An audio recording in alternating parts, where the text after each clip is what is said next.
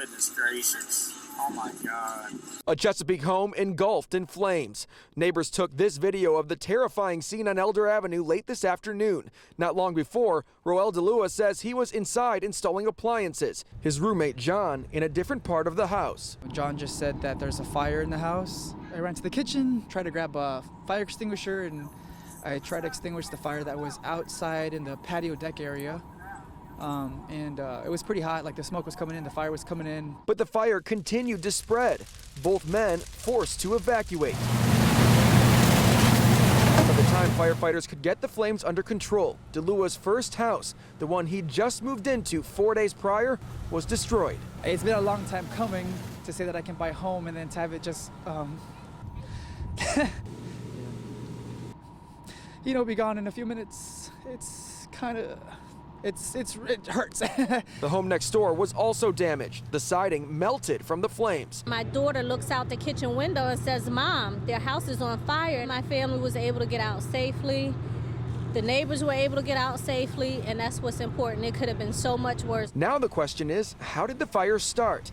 That's something fire investigators are trying to find out, while a devastated DeLua works out his next move. It's a harsh situation. Yeah. So I've invested so much in getting a home, and now I gotta figure out how to fix it and get a new one. Red door, yellow siding, and shutters.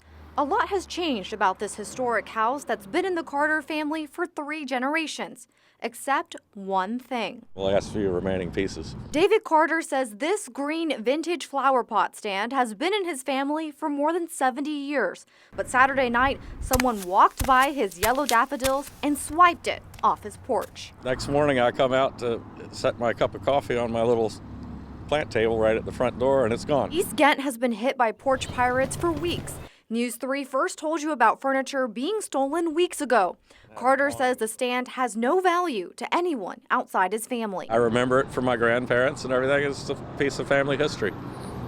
And now it's gone. It's probably in a scrapyard or somewhere, and somebody got 30 cents for it. It's pathetic. Which is why he's hoping others can keep an eye out. Bring it back, no questions asked. It means more to me than you. More charges than years old. 19-year-old Neonte Little is the man behind dozens of recent Hampton Roads thefts, according to police. They also arrested Kendall Wingfield, both playing a part in 6 business burglaries and attempted burglaries in Hampton this month.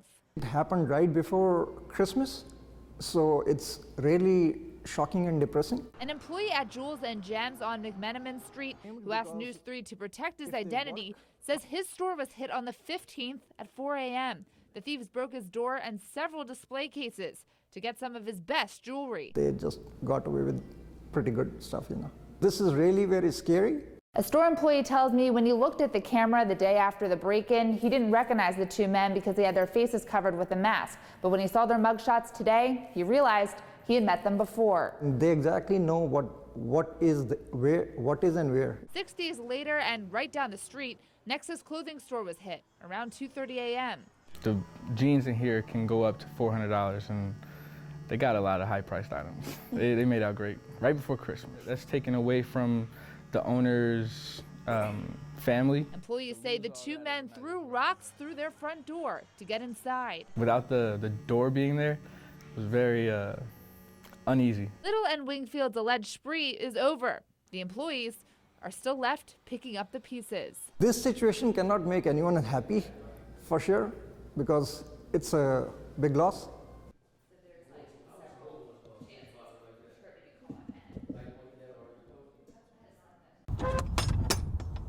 In between the baseball fields at Cavalier Manor Park sits a green storage unit. It used to be packed full, but last week it was discovered left open, locks cut. The stuff was stolen.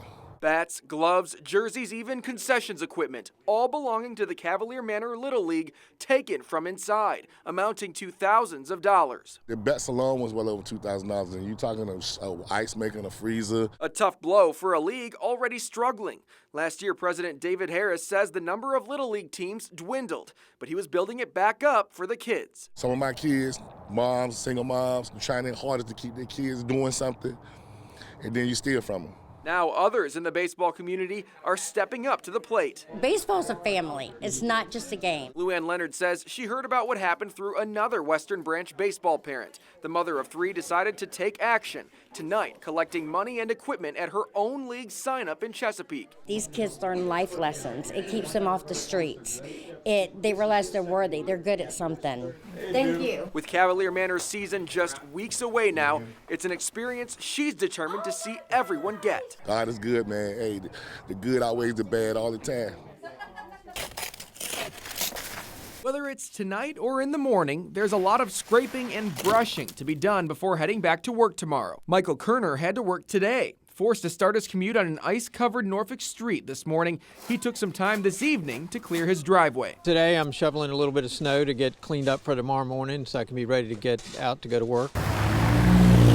And if his commute is anything like today, the highways will be okay. It's the secondary roads he's worried about as more people take to the road. I think everybody needs to be courteous and keep good distances and so forth because you can slide. My car is a rear-wheel drive car, and so it does. I have to be careful when I'm driving it in the snow. VDOT is reminding all drivers to take extra care on those on and off ramps, which can be particularly hazardous.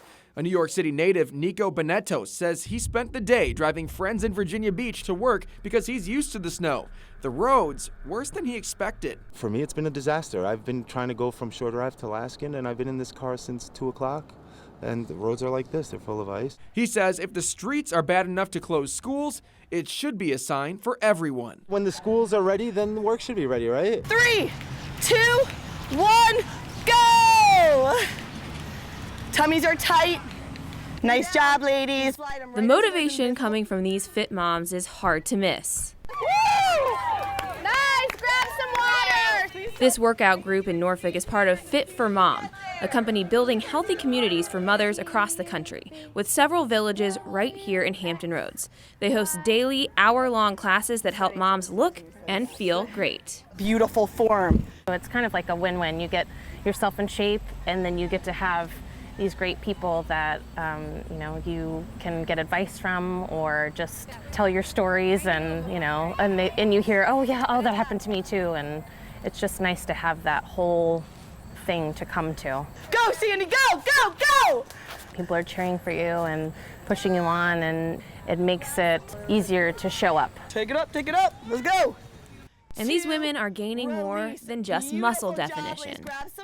It makes us better moms. The endorphins, the way it makes us feel.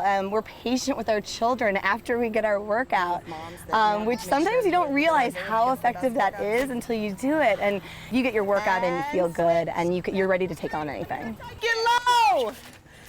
Stroller Strides is one of the classes that gets these moms moving. Moms can bring their little ones to come work out with them. So it's strength, cardio, and core with, running or power walking in between. They also have Body Back, a high-intensity interval training that takes moms on an 8-week journey to fitness physically, but also mentally. It's just so nice to be around other moms and see that people are going through the same thing that you are. Coming together and being a village and working together as a team. Everybody got it? Beth Prevers pushed past tough obstacles. She first inspired you with her 100-pound weight loss journey back in 2014. Hip surgery had left her unable to walk. If I can do it at 50 with a fake hip, then I think that anybody needs to get out there and at least try. She'd already been putting that fighting spirit to work to find a cure for ALS. Through her job at Town Bank, she's raised hundreds of thousands of dollars for the JT Walk to benefit ALS research.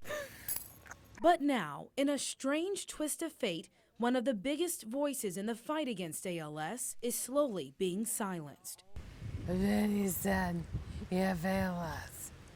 I just saw, I thought, how can this be? Beth started having speech issues last year. In April, doctors discovered why. I've seen it firsthand. It is disease. ALS is first attacking her ability to speak. In my head, I think I can talk right. And then I'll say something as it doesn't come out. How is your body feeling, the use of your arms and legs? Oh, I feel great. But no one knows how long it could be before the disease chips away at her mobility, too. You see, ALS attacks motor neurons, eventually paralyzing everything in the body. For years, News 3 showed you how the disease attacked former Navy SEAL Mike Oyer, and he, like most victims, died 5 years after diagnosis. I have to live with it. I don't consider it a death sentence. I'm choosing to live my life with ALS. So Beth is tackling her bucket list. On deck for July, skydiving, and she's crossing her fingers to meet John Bon Jovi during his NYC concert. They call my boyfriend. Oh, that's your boyfriend. She also hopes to see Hamilton this fall and Jimmy Fallon, too. A bucket list Beth is betting she'll be able to complete. It is hard to believe this is happening to Beth, but she believes in miracles and the possibility a cure will carry her back to CrossFit. How do you want people to look at you in your life? I want to leave a legacy of faith in God and loving others and being of service.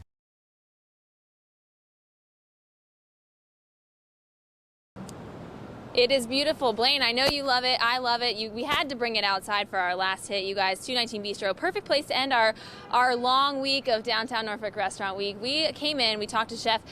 He's telling us all of the great things that they've got going on this Restaurant Week menu. Everything that you come here and you get and love on a regular basis, they've got that for a special price this week. It's typically, menu selections that the people love to come in and get, and they come in on Restaurant Week and they get a little bit better deal on them. A pretty great deal. 219 Bistro is offering $12 2-course lunches and $35 3-course dinners all week long. We have our black and tuna tacos with seasoned rice, sweet chili slaw, our veal meatloaf with mashed potatoes, green beans, and mushroom bacon gravy. Yum. And if Chef were doing the ordering... The meatloaf is definitely one of my favorites, but I mean, you can't go wrong with any of the choices.